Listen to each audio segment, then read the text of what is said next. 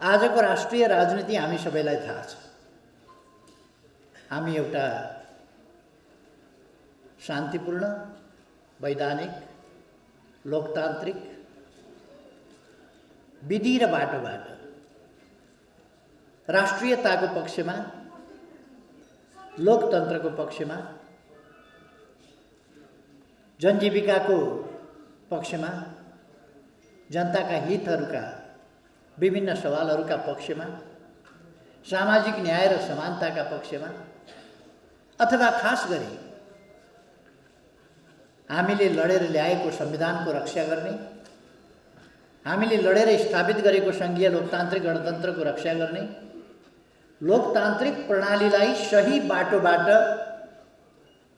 अन्यत्र कुबाटोमा लान नदिने ती प्रयासहरूमा जुटिरहेका छौँ अथवा तिनका लागिको एउटा राजनीतिक लडाईँ लडिरहेका छौँ।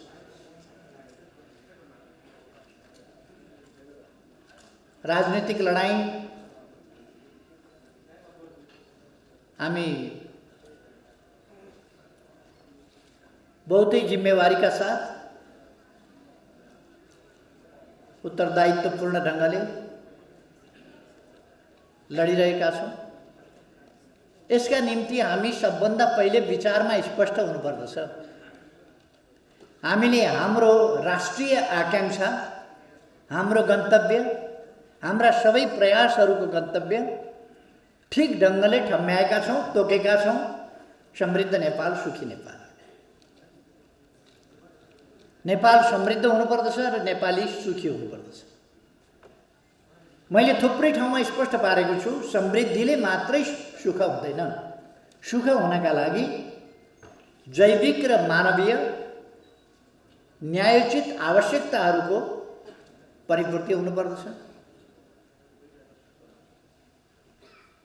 सामाजिक न्याय र समानता हुनुपर्दछ। निर्भय वातावरण हुनुपर्दछ, भयरहित वातावरण। कसैबाट अपमानित हुन नपर्ने सम्मानयुक्त जीवन बाँच्न पाउने त्यो अधिकार सबैमा हुनुपर्दछ र त्यो अनुभूति सबैमा हुनुपर्दछ। त्यस्तो परिस्थितिमा मात्रै अधिकार सम्पन्न, अवसरसम्म पुग्न पाउने समतामूलक समाज, निर्भय समाज, सम्मानयुक्त समाज, सभ्य समाजमा मात्रै मानिस खुसी हुन सक्दछ। त्यसकारण यो हामीले हाम्रो राष्ट्रिय आकांक्षा भनेर हामीले नेपालका लागि तोकेका छौँ। तर यो विश्व मानव समुदायका लागि नै वास्तवमा एउटा गन्तव्य हो। समृद्धि, समानता, सुख। हजारौँ वर्ष अगाडि हाम्रा पूर्वजहरूले सर्वे भवन्तु सुखिनः भनेर मानिस के चाहन्छ अन्तिममा, अन्तत्वगत्वा मानवीय इच्छा आकांक्षाको गन्तव्य के हो भन्दा सर्वे भवन्तु सुखिनः, सबै सुखी हौँ, अर्थात् सबै सुख चाहन्छन्, त्यसकारण सुखी हौँ। सुख चाहन्छ मानव जातिले। मानव जातिका सबै प्रयासहरू, सबै प्रकारका चेष्टाहरू, जुनसुकै पेसा होस्, व्यवसाय होस्, जेसुकै होस्, तिनको अन्तिम गन्तव्य के हुन्छ भन्दा सुख प्राप्ति हुन्छ। सुखी भएर बाँच्न पाइयोस्। अभाव, गरिबी जस्ता कुराहरू नहुन्। न्यायोचित प्राप्ति। मैले सुरुमा भने जैविक र मानवीय आवश्यकताहरूको न्यायोचित प्राप्ति, समतामूलक, समतायुक्त समाज र निर्भय, सम्मानयुक्त जीवन, यही मानव जातिको सुखको बाटो हो। हामीले त्यो लक्ष्य निर्धारण गरेका छौँ। हामी कुनै आवेश उत्तेजनामा छैनौँ, आक्रोशमा पनि छैनौँ, प्रतिशोधमा पनि छैनौँ। कसैप्रति आग्रह, पूर्वाग्रह, दुराग्रह लिएर कुनै प्रतिशोध सार्नु पर्ने पनि हामीलाई छैन। हामी रातो झन्डा फहराउनेहरू हौँ, पेरिस डाँडामा जस्तो कालो झन्डा फहराउनेवाला होइन। हामी रातो बेलुन उडाउनेवालाहरू हौँ, कालो बेलुन उडाउनेवालाहरू होइन। हामी सडकमा हिँड्दा रातो झन्डा बोकेर हिँड्नेहरू हौँ, काला झन्डा बोकेर हिँड्नेवाला हौँ। हामी रातो, उज्यालो, चम्किलो भविष्यतर्फको गन्तव्य हाम्रो हो, अन्धकारतर्फ, अँध्यारोतर्फको गन्तव्य हाम्रो होइन। हामी आफ्ना गन्तव्यको बारेमा बहुतै स्पष्ट छ, बिल्कुलै स्पष्ट।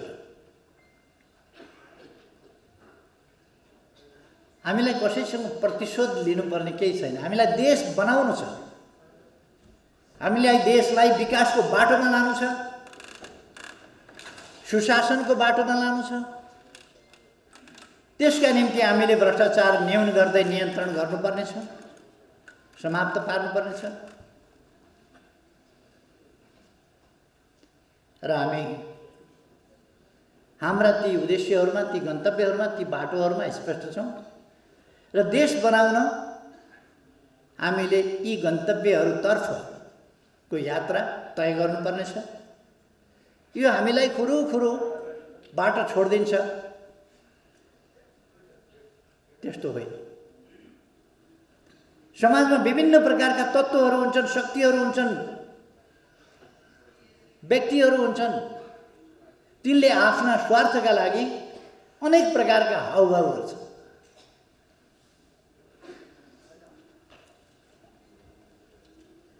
तिनीहरूले जनतालाई सिनेमा देखाउँछन्। सिनेमा भनेको हिरो हुन्छ, हिरोइन हुन्छ, लभ पर्या हुन्छ, धुमधाम। हिरोइन घाइते हुन्छ, सख्त घाइते। हिरो व्याकुल हुन्छ, दुखित हुन्छ, रुन्छ। वास्तवमा केही पनि होइन। न तिनीहरूको लभ पर्या हो, लभ पनि होइन, घाइते पनि होइन, पिर पर्या पनि होइन, केही पनि होइन, सबै तमासा हो। त्यही भएर सिनेमा। केही मान्छेहरू सिनेमा देखाउन आउँछन्, नाटक देखाउन आउँछन्, रुन्छन्,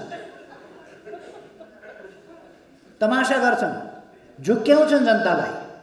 हामीले जनतालाई त्यस्ता तत्त्वहरूबाट सचेत गराउनु पर्दछ, सजग गराउनु पर्दछ।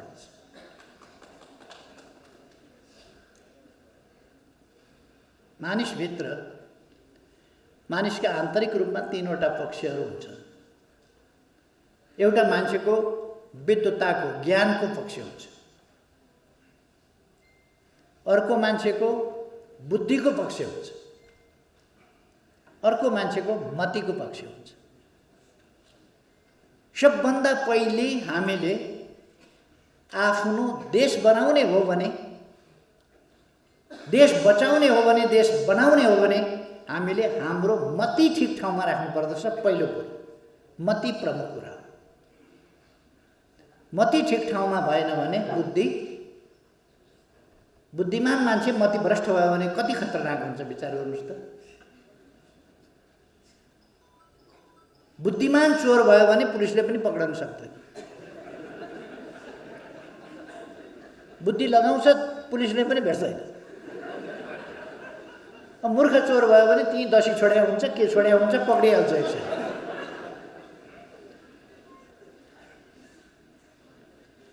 बरु भ्रष्ट मान्छे, अनैतिक मान्छे, बुद्धिहीन भयो भने राम्रो, बुद्धिमान भइदियो। मतिहीन मान्छे बुद्धिमान भयो भने खतरनाक हुन्छ। त्यसले बुद्धि खेलाएर बर्बाद गरिदिन्छ। ज्ञान भनेको विषयगत कुरा हो। ज्ञान भनेको भूतदर्शी कुरा हो। ज्ञान भनेको इतिहास हो। ज्ञान भनेको अरूले प्राप्त गरेका अनुभवहरूको सङ्कलन हो। ज्ञान भनेको विगत हो। हामीले मतिलाई ठिक ठाउँमा राख्ने, आफ्नो बुद्धिको सही ढङ्गले सही ठाउँमा देश जनताका लागि, मानव जातिका लागि त्यसको हितको पक्षमा प्रयोग गर्ने र आफूले प्राप्त गरेको ज्ञानलाई आधार बनाएर रचनात्मक ढङ्गले, सृजनात्मक ढङ्गले, इनोभेटिभ ढङ्गले हामी अगाडि बढ्ने। जानेकै ज्ञान मात्रै त इतिहास हो, जानेकै ज्ञान मात्रै भूत हो, भूतपूर्व कुरा हो। त्यसकारण इनोभेटिभ हुनुपर्दछ र मात्रै विकास हुन सक्दछ। हामी रिसर्चहरूका कुरा गर्छौँ, खोज अध्ययन अनुसन्धानका कुरा गर्छौँ, त्यो भनेको ज्ञानभन्दा अगाडिको एक स्टेप अगाडिको कुरा हो, रचनाको कुरा हो, रचनात्मकताको कुरा हो, सिर्जनाको कुरा हो, सृजनात्मकताको कुरा हो, सृजनशीलताको कुरा हो, नयाँ आविष्कारको कुरा हो। त्यसकारण हामीले त्यतापट्टि जानुपर्छ। हामी आज कहाँ छौँ भन्ने कुरा हामीले बुझ्नुपर्छ र हाम्रा कामहरूको परिणाम के हुन्छ भनेर बुझ्नुपर्छ। एक जमाना थियो, कुनै चरालाई चिठी बोकाएर पठाउने, पहिले त्यो चरालाई त्यो ठाउँमा पुर्याउनु पर्यो, त्यो ठाउँ देखाउनु पर्यो अनि ल्याउनु पर्यो, नत्र चराले कुरा बुझ्दैन। फेरि त्यहाँ पुर्याउनु पर्यो, देखाउनु पर्यो, ल्याउनु पर्यो अनि उसलाई मुखमा पत्र चेपाइदिनु पर्यो अनि उडाइदिनु पर्यो त्यता फर्काएर, अनि ऊ जान्छ त्यो चिठी बुझाएर। उसले बुझ्छ कि यो त्यहाँ पुर्याइदिनु पर्ने हो। अनि त्यताबाट जा भनेपछि, फर्क्यो भनेपछि फेरि फर्किन्छ, जति बेला उसले चिठीको जवाफ दिन्छ। चिठी पत्र हाम्रो त्यस्तो हुन्थ्यो। हामी सन्देशहरूलाई कस्तो एउटा उसमा लिन्थ्यौँ, कुन्ती मोक्तानको गीत जस्तो, आगो भरभर आयो आज, आगो भरभर आयो, परदेशबाट आउँछन् कि क्या हो आगो भरभर आयो। न मोबाइल थियो न केही थियो, अरब जाने हो भने चिठी कहाँबाट पठाउने, त्यो कताबाट पठाउने चिठी, कसले लिएर आउँछ चिठी, चिठी त आउँदैन थियो।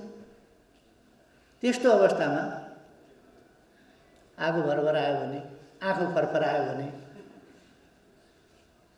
आदि यस्ता सङ्केतहरू खोजेर चाहिँ सन्देश मान्ने, आज पाहुना आउँछन् कि क्या हो यस्तो भयो भन्ने चलन थियो। त्यो मैले आफैले पनि भोगेको हो। कुन्ती मोक्तानले गीत मात्रै गाएको होइन कि हामी आफैले पनि भोगेको कुरा हो। यस्तो भयो, यस्तो हुन्छ कि क्या हो।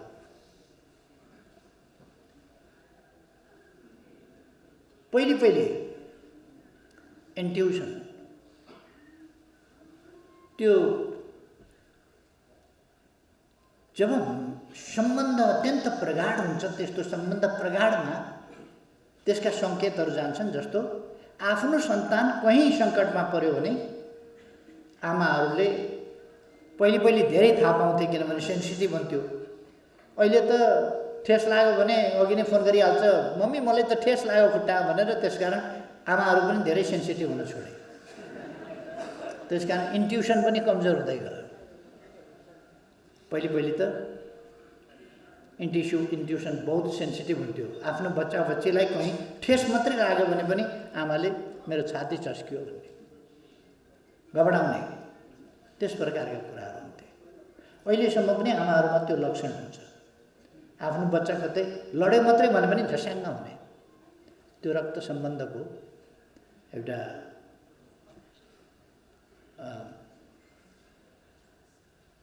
एक खालको टेलिपेथी। पहिले मान्छेहरूको टेलिपेथिक क्षमता अलिक हाई थियो। अब हामी यन्त्रहरूको प्रयोग गर्दै गयौँ र हाम्रो टेलिपेथिक क्षमता लगायतका अनेक इन्ट्युसन वा टेलिपेथिक क्षमता जस्ता कुराहरू न्यून हुँदै गए, कमजोर हुँदै गयो। त्यस जमानाबाट हामी विकास गर्दै आयौँ। 20औं शताब्दी हरेक क्षेत्रमा, विज्ञानको प्रविधिको क्षेत्रमा, खास गरी यातायात र सञ्चारको क्षेत्रमा, हवाई यातायात होस्, अरू क्षेत्र होस्, यी क्षेत्रहरूमा असाधारण प्रगति गर्यो। र 20औं शताब्दीको एउटा शताब्दी असाधारण प्रगतिको शताब्दी रह्यो। असाधारण प्रगति। यो सामाजिक परिवर्तनको सन्दर्भमा, सामाजिक जागरणको सन्दर्भमा, सामाजिक चेतनाको सन्दर्भमा अथवा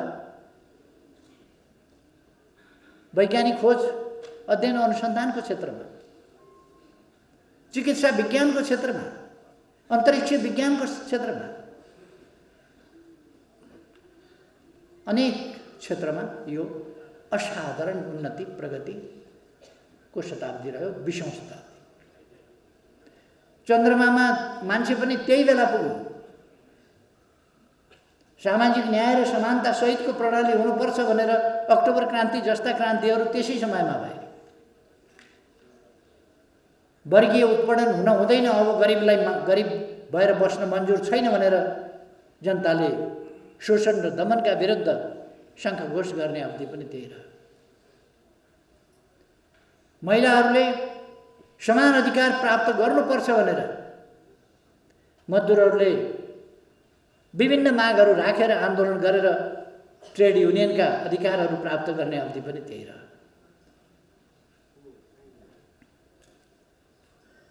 1919 मा आइएलओ बन्यो। 1919 देखि त्योभन्दा अगाडि त्यही शताब्दी वास्तवमा ट्रेड युनियन मुभमेन्टका लागि, यद्यपि मजदुर आन्दोलन 1831 देखि सुरु भयो। फ्रान्सका लियोका मजदुरहरू, तान बन्ने मजदुरहरूबाट सुरु भयो। तर त्यो बढ्दै गएर चार्टिस्ट आन्दोलन आदिको रूप हुँदै, पेरिस कम्युन हुँदै, तर त्यो एउटा विकासको आधार मात्रै खडा हुँदै थियो, चेतनाको आधार मात्रै, न्याय र समानताको आधार मात्रै खडा हुँदै थियो। 20औं शताब्दी यस्तो शताब्दी बन्यो जो वास्तवमा परिवर्तनको शताब्दी बन्यो, खोज अध्ययन र अनुसन्धानको शताब्दी बन्यो।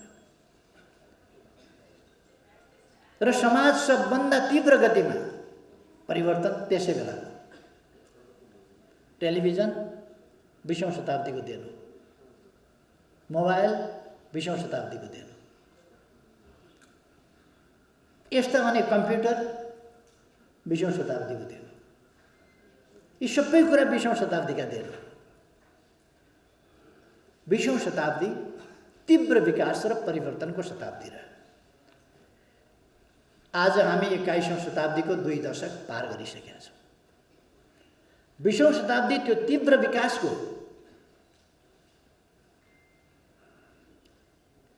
मा प्लेनको आविष्कार हुन लाग्दै थियो। 1903 मा 20औं शताब्दीको सुरुमा, 20औं शताब्दीको बीचमा आइपुग्दा अमेरिकाबाट बम बोकेर गएर जापानमा खसालेर मान्छे सिद्ध्याउने खालको कुरा भयो।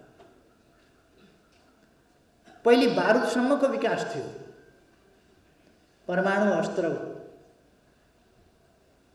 एटम बम, एटमिक इनर्जी आदिको शताब्दी भयो 20औं शताब्दीमा पुग्दा। यसै गरेर सञ्चार क्षेत्रका उपलब्धिहरू पनि साह्रै ठुला ठुला उपलब्धिहरू भए। स्वास्थ्य क्षेत्रको प्रगति पनि मैले भनिरहनु पर्ला जस्तो लाग्दैन। आज 20औं शताब्दी 21औं शताब्दी कस्तो भइसक्यो भने 2 पल्ट किडनी फेरेर 4वटा किडनी लिएर काम गरेको मान्छे म तपाईँहरूको अगाडि बोलिरहेको छु। यो 20औं शताब्दीको उपलब्धि हो, 20औं शताब्दीको योगदान हो। 20औं शताब्दीको सुरुमा मान्छेमा एउटा सुँगुरको किडनी पहिलोपल्ट राखेर कोसिस गरिएको थियो पहिलो दशक। 20औं शताब्दीको पहिलो दशकमा, 20औं शताब्दीको मध्य 1953 तिर आइपुग्दा अनि अलिक किडनी ट्रान्सप्लान्ट सुरु भएको थियो। 71 यता आइपुगेपछि बल्ल यो सफल ट्रान्सप्लान्ट हो। 1971 बाट बढी सफल ट्रान्सप्लान्टको अवधि सुरु भयो, 50 वर्ष भएको छ। बल्ल त्यस यता असाधारण प्रगति भयो। इजरायलमा एकजना मान्छे 5 पल्ट किडनी ट्रान्सप्लान्ट गरेर काम गरिरहेका छ।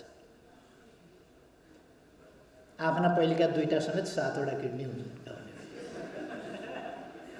पेटभरि किडनी नै किडनी। यो विज्ञान प्रविधिको विकास। अब म तपाईहरुलाई भन्न खोजेको के हो भने यो तीव्र विकासको क्रममा हामी छौं। तीव्र विकासको क्रममा। तीव्र विकासको क्रम कहीं पनि कुनै पनि तीव्र विकासको क्रमलाई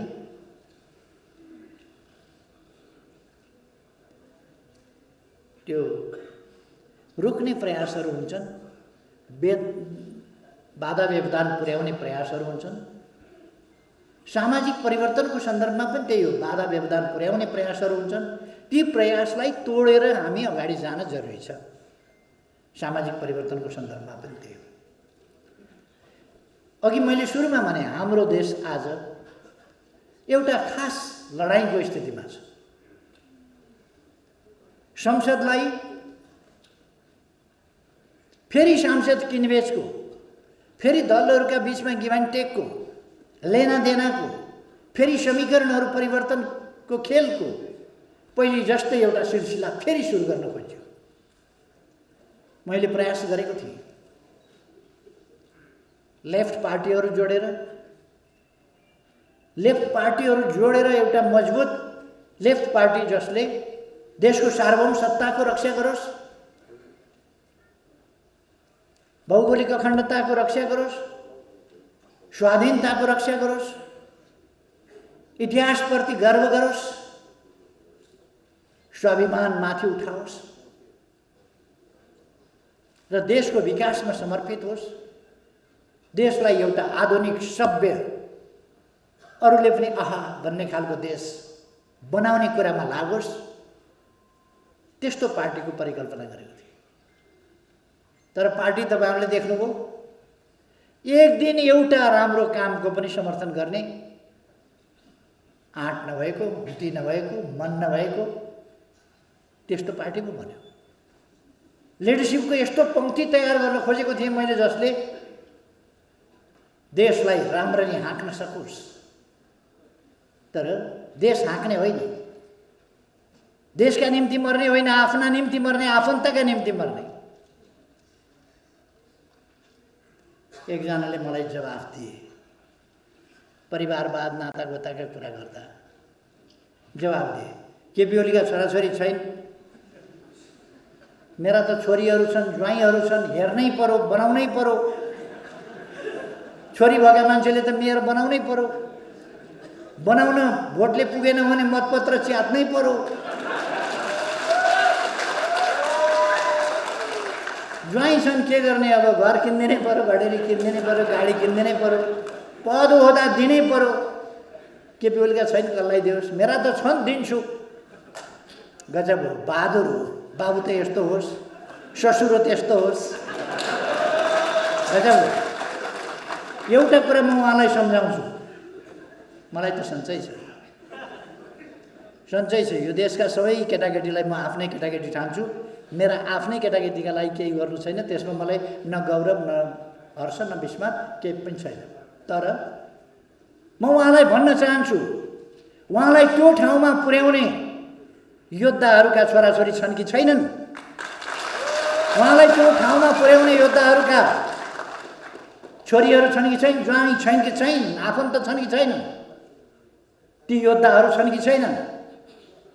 लड्ने बेलामा, ज्यान दिने बेलामा योद्धा चाहियो, अरूका छोराछोरी चाहियो। आफ्ना छोराछोरी विदेश राखेर पढाउने, अनि तर मार्ने बेलामा मेरा त छोराछोरी छन्, के गर्ने? अरूका पनि त छोराछोरी हुन्, अरूका छोराछोरीको पनि ज्यान हो, अरूका छोराछोरीका पनि हात खुट्टा हुन्, अरूका छोराछोरीका पनि टाउका हुन्, अरूका छोराछोरीका पनि ज्यान हुन्। त्यो चाहिँ काठको बनाएको हो, भाँचे पनि हुन्छ, फुटाए पनि हुन्छ, जे गरे पनि हुन्छ।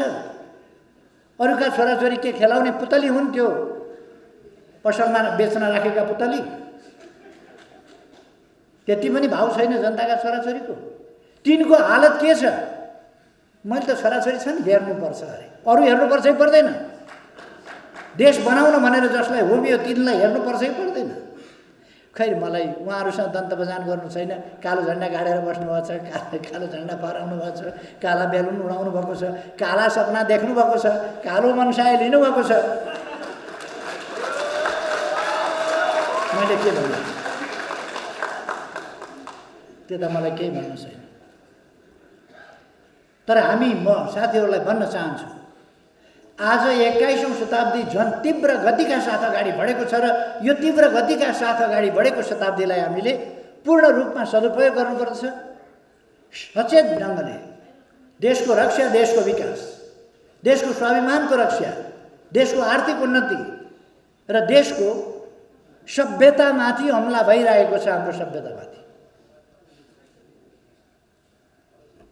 तपाईहरु पनि कति होशियारी साथ, कति बेहोसी साथ लेख्न पर्यो भने तपाईहरुलाई पनि बाआमा, हजुरबा, हजुरआमाहरुलाई तपाई भन्नुहुन्छ जस्तो लाग्दैन, तिमी भन्नुहुन्छ सबैलाई।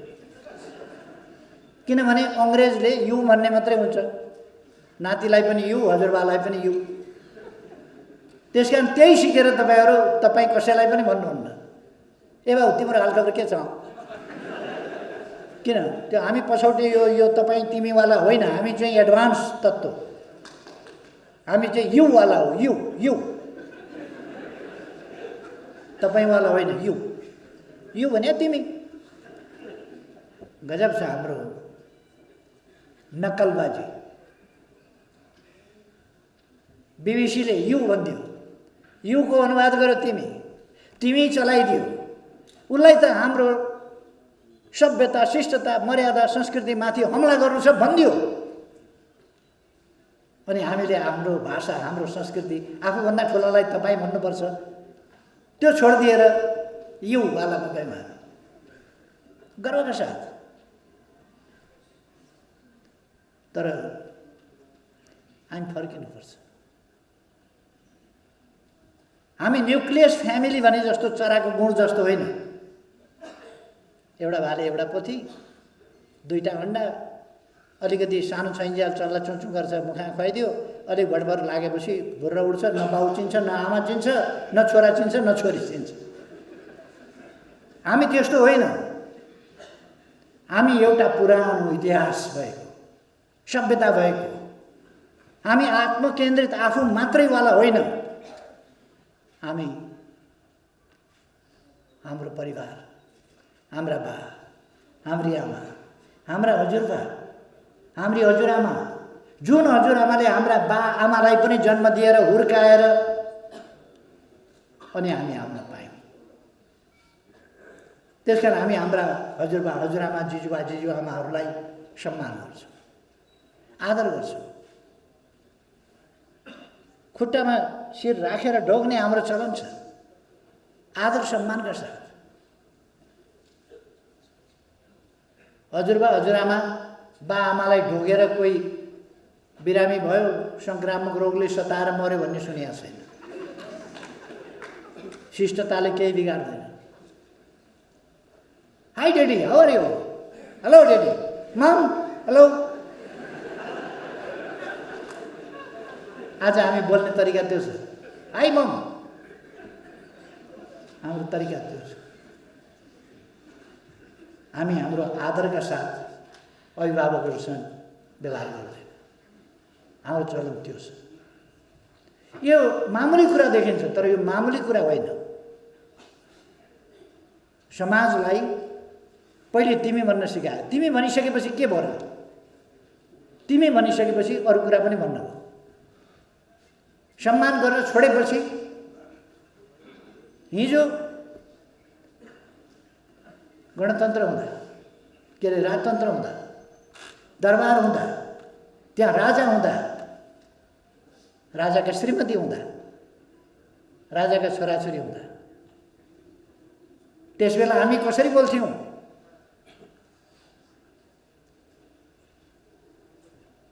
हेर्नुस् न भन्दैन थियौँ। आज त हामी हेर्नुस् न होइन नि, हेर उहाँले भन्नुभयो भन्दैन थियौँ। हुकुम बक्स्यो। हेर्नुभयो भन्दै थियौँ, नजर भयो। उहाँले खानुभयो भन्दै थियौँ, जिउनार भयो। हिँड्नुभयो भन्दै थियौँ, सवारी भयो। आज हिँड्नुभयो भन्न, खानुभयो भन्न पनि हामीलाई गाह्रो छ, किनभने हामी हिँडे, खाए, उनले हेरे, यस्तो भाषा मात्र बोल्छ। हाम्रा बाले हेरे, हाम्रो आमा पनि तिन थिइन्, तिनले पनि हेरिन्। तपाईँहरू त्यही लेख्नुहुन्छ होइन र पत्रिकामा? त्यही त लेख्नु। मेरो आग्रह के हो भने एउटा कुरामा हामी होसियार हुनुपर्दछ। एउटा कुरामा हरेक देशको आफ्नो सामाजिक मूल्य मान्यता हुन्छ, प्रचलन हुन्छ। त्यो समाजलाई त्यो सभ्यताले, त्यो मूल्य, त्यो मान्यताले बाँधेको हुन्छ समाजलाई। सामाजिक प्रबन्धहरूले बाँधेको हुन्छ समाजलाई। नाता सम्बन्धहरूका कुराहरूले बाँधेको हुन्छ समाजलाई। त्यो समाज बाँध्ने कुरा हो। त्यसलाई लिएर भेदभाव गर्नुहोस् भन्ने होइन, तर त्यसमा बाँधिएको छ हाम्रो समाज, हाम्रो संयुक्त परिवारको। हाम्रा थुप्रै कुराहरू यति महान छन्, हाम्रा पूर्वजहरूले यति महान काम गरेका छन्, महान कुराहरू गरेका छन्। तिनको हामी सम्मान गरौँ, ती बुझौँ, ती सिकौँ हामी।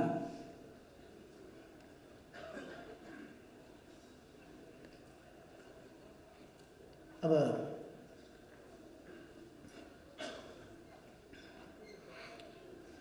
आजको 21औं शताब्दीमा सञ्चार जगतले गर्नुपर्ने काम, पहिलो तपाईहरुमा के आवश्यक छ भने कुनै पनि शर्तमा, कुनै पनि अर्थमा तपाईहरुमा देशभक्ति किंचित कमी आउनु हुँदैन। देशभक्ति हुनुपर्छ। देशभक्ति नभएको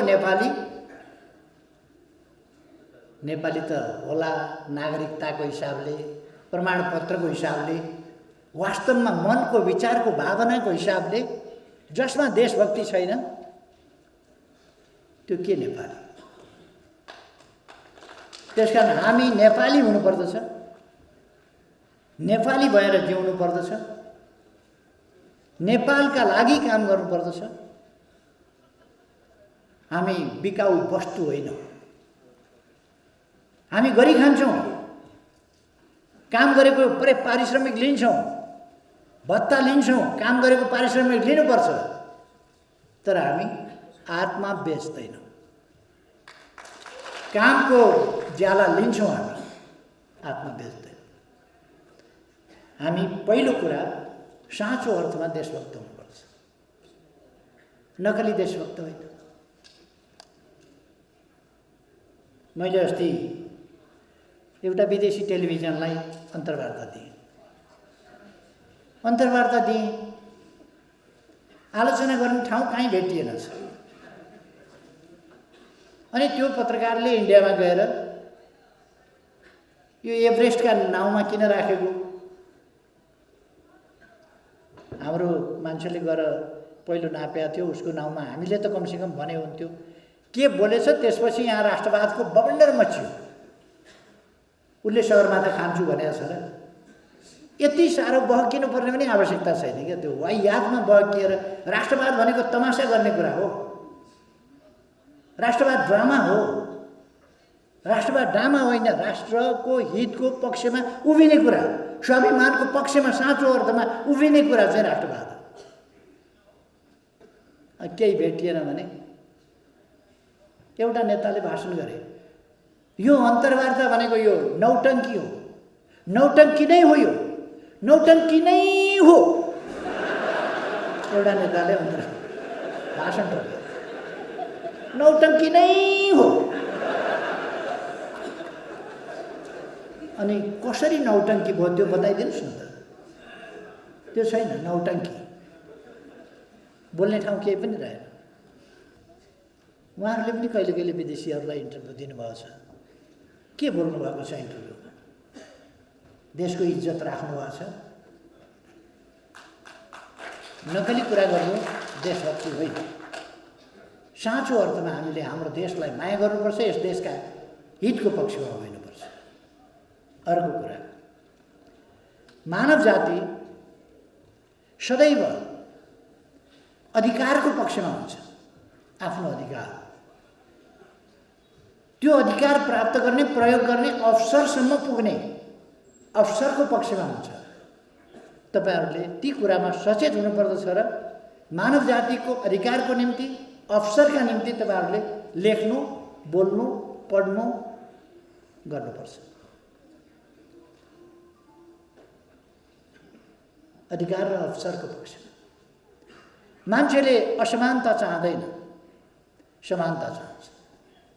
त्यसकारण तपाईहरूले मानव जातिका बीचमा असमानता होइन, समानताको पक्षमा वकालत गर्नुपर्छ। एउटा भर्खर डा लेख्न थालेकाले अस्ति भाषण गरे, केपी ओलीले महिलाको किडनी राखेको त्यसकारण दिमाग खुस्कियो भन्ने। महिलामाथि कत्रो अपमान लेखेका छन्। डा केमा लेखेका पनि थाहा छैन, के विषयको डा हो थाहा छैन। डा लेखेका छ, तर केपी ओलीको दिमागले काम गर्दैन अरे अहिले, किनभने किडनी चाहिँ महिलाको राखेको छ अरे। भनेपछि महिलाको किडनीले काम गर्दो रहेछ भनेपछि महिलाहरूको त दिमागले झन्, मैले एउटा किडनी लिएर राख्दा त काम गरेन भने दुईटै किडनी भएका महिलाहरूले त झन् काम गर्ने कुरै भएन दिमागले। यो खालको बुद्धि चाहिँ कहाँ छ भन्दाखेरि डा लेखेर के गर्ने र? कुन डा हो, कुन डा, के को डा हो, के को डा।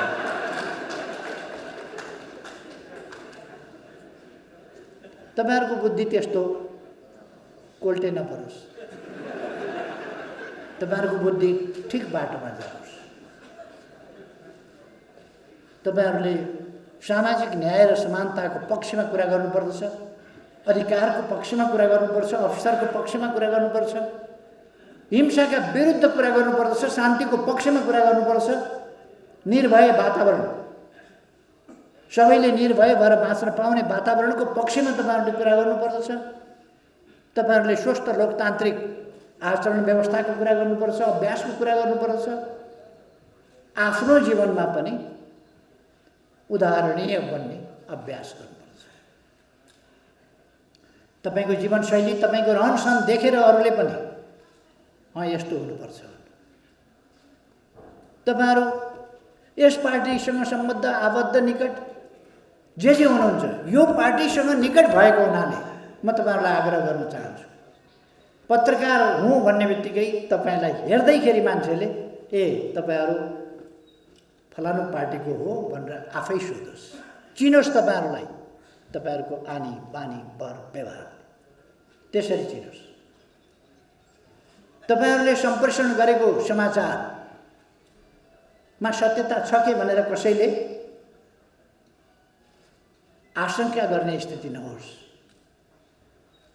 तपाईहरू समाचार स्वार्थका लागि उल्टापल्टा समाचार नपठाउनुहोस्। आफ्नै स्वार्थका लागि पनि असत्य समाचार सम्प्रेषण नगर्नुहोस्। रिस उठ्यो भने पनि नचाहिने कुराहरू नलेख्नुहोस्। कहिले कहिले कोही मान्छे मन पर्दैन, यद्यपि मन पराउने नपराउने, रिस उठ्ने आदि कुराहरू छोडिदिनुपर्छ। तर पनि तपाईँहरूलाई रिस उठिहाल्यो भने पनि रिस उठ्यो भन्दैमा झुटा कुरा, नहुने कुरा कसैको बारेमा लेख्नु वाञ्छनीय हुँदैन। त्यसकारण तपाईहरूले जनताका पक्षमा, लोकतन्त्रका पक्षमा, लोकतान्त्रिक प्रणालीका पक्षमा उभिनुपर्छ। अहिले आफ्ना स्वार्थका लागि, व्यक्तिगत स्वार्थका लागि देशमा स्थिरता हुन नदिएर, स्थिरता जहाँसुकै जाओस्, देश विकास जहाँसुकै जाओस्, लोकतन्त्र जहाँसुकै जाओस्, आफ्नो स्वार्थ पुरा गर्नका लागि कुदेका 2-4 जना, त्यस प्रकारको मती हामी कसैले लिनु हुँदैन। हामी बहुतै दृढताका साथ तपाईहरूको सङ्गठन सही विचारमा एकताबद्ध र सक्रिय हुनुपर्दछ। तपाईहरूसँग ज्ञान छ, सिप छ, लेख्न जान्नुहुन्छ, बोल्न जान्नुहुन्छ, सबै कुरा गर्नुहुन्छ, तर गलत गर्नुभयो भने, सिप मिलाएर, तरिका मिलाएर गलत कुरा गर्नुभयो भने त्यसले देशलाई फाइदा गर्दैन। तपाईँसँग सिप छ, चुप लाएर बस्नुभयो भने, हात बाँधेर, तपाईँ कलम चलाउनुहुन्न, कम्प्युटर चलाउनुहुन्न, तपाईँको ल्यापटप चल्दैन, आइप्याड चल्दैन भने तपाईँको ज्ञान, तपाईँको बुद्धि तपाईँको भित्रै रहेको दौबादीमा फलाम खानी छ, अहिलेसम्म हामीले निकालेको छैन, तपाईँको ज्ञान बुद्धि पनि त्यस्तै हुन्छ। दौबादीमा फलाम खानी छ, अलिअलि फलाम हो र थोरै हिसाब दुई डल्लो अलिकति हो र खानी छ, तर भर के हामीले निकालेको छैन। हामीले तपाईँले आफ्नो ज्ञानलाई, आफ्नो सिपलाई, आफ्नो क्षमतालाई प्रयोग गर्नु भएन भने दौबादीको फलाम खानी जस्तै हुन्छ, ननिकालेको। 21औं शताब्दीमा यति गतिसाथ अगाडि बढेको शताब्दीमा तपाईँले आफूलाई अप टु डेट राख्नु भएन भने, नवीकरण गर्नु भएन भने दैनिक तपाईँले आफूलाई नवीकरण गर्नुपर्छ। अत्यन्त तीव्रताका साथ दुनियाँ चलाएको छ र तपाईँसँग त्यो नवीकरण गर्ने विज्ञान, प्रविधि, सञ्चार माध्यमको विकासले आफूलाई तीव्रताका साथ तुरुन्तै अध्यावधिक लगातार गर्ने त्यो अवसर तपाईँलाई उपलब्ध गराएको छ।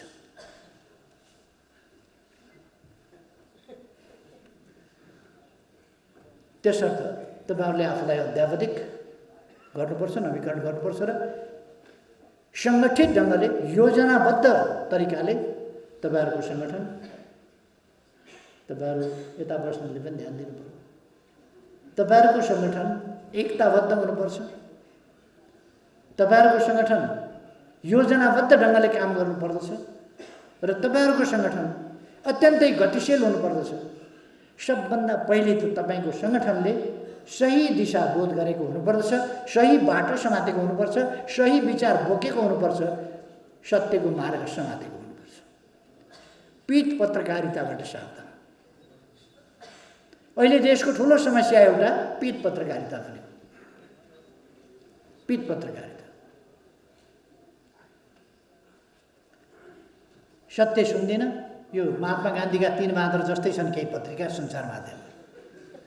राम्रो कुरा देख्न पर्छ भने बरु आँखा छोप्छु, राम्रो कुरा सुन्न पर्छ भने बरु कान थुन्छु, राम्रो कुरा बोल्न पर्छ भने बरु मुख थुन्छु, तर सुन्दिन, हेर्दिन, बोल्दिन भन्ने केही छन्। अनि तिनले झुटो छाप्छन्, गलत छाप्छन्, जनतालाई दिग्भ्रमित पार्न। यो काम राष्ट्रको हितको पक्षमा छँदै छैन, कुनै हालतमा छैन र हुनै सक्दैन यस्तो काम। तर कुरो के हुन्छ भने जब मान्छे स्वार्थबाट अन्ध हुन्छ अथवा जब मान्छे आत्मा बेच्छ, त्यसपछि त्यो नर्क पर्छ। नर्कमा गइसकेपछि फर्किनै सक्दैन, जिउँदै नर्क जान्छ। के गर्ने अब, त्यसलाई निकाल्नै सकिँदैन, त्यो त्यहाँबाट उत्रिनै सक्दैन। कुनै घाटमा, कुनै तीर्थमा नुहाउनुहोस्, जेसुकै गर्नुहोस्, लगेर जहाँसुकै जेसुकै गर्नुहोस्, पूजा अर्चना गर्नुहोस्, त्यसलाई योग गराउनुहोस्, व्यायाम गराउनुहोस्, ध्यान गराउनुहोस्, तप गराउनुहोस्, तर आत्मा बेचिसकेपछि तपाईँहरूले एउटा प्याट्रियोटिजम भन्ने इङ्ग्लिस कविता हेर्नुभएको होला। त्यस्ता मान्छेको मृत्यु 2 पल्ट हुन्छ।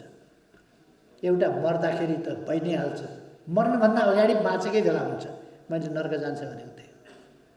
नर्क गइसकेपछि त्यसपछि फर्काउनै सकिँदैन। ऊ त्यही संसारमा रमाउँछ, त्यहीलाई उसले बहादुरी ठान्छ। फलानालाई मैले आज ठोकिदिएँ, फलानालाई बिगारिदिएँ, दिएँ मैले आज दनक, गजबसँग दिएँ, दङ्ग पर्छ। तर फेरि पनि म भन्छु सत्यमेव जयते।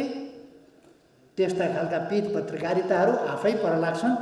किनभने पीठ पत्रकारिता नगर्ने, पीठ पत्रकारितासँग जुझ्ने, साँचो पत्रकारिता गर्ने, पत्रकारिताको धर्म बचाउने, पत्रकारिताको धर्म फलाउने तपाईँहरू जस्तो समूह पनि छ। यो समूह विशाल छ, विशाल छ यो समूह, जो देशको पक्षमा, जनताको पक्षमा लड्छ, लोकतन्त्रको पक्षमा लड्छ, सत्यको पक्षमा लड्छ। तपाईँहरूको कलम त्यसै गरी चलोस्। मैले अघि 20 मिनट भनेको थिएँ, धेरै मिनट गइसकेछ। अब मैले बिदा लिनुपर्छ, मेरो अर्को फर्मल कार्यक्रम छ, म दौडेर जानुपर्छ। त्यसकारण मैले बिचैमा बोल्न खोजेँ। छोटो बोल्न सिकाउँला आज मन्त्रीजीहरूलाई भनेको त्यो पनि भएन। साथीहरूलाई धेरै धेरै धन्यवाद। तपाईँहरूको कार्यक्रम सफल रहोस्। तपाईँहरूमा धेरै धेरै शुभकामना।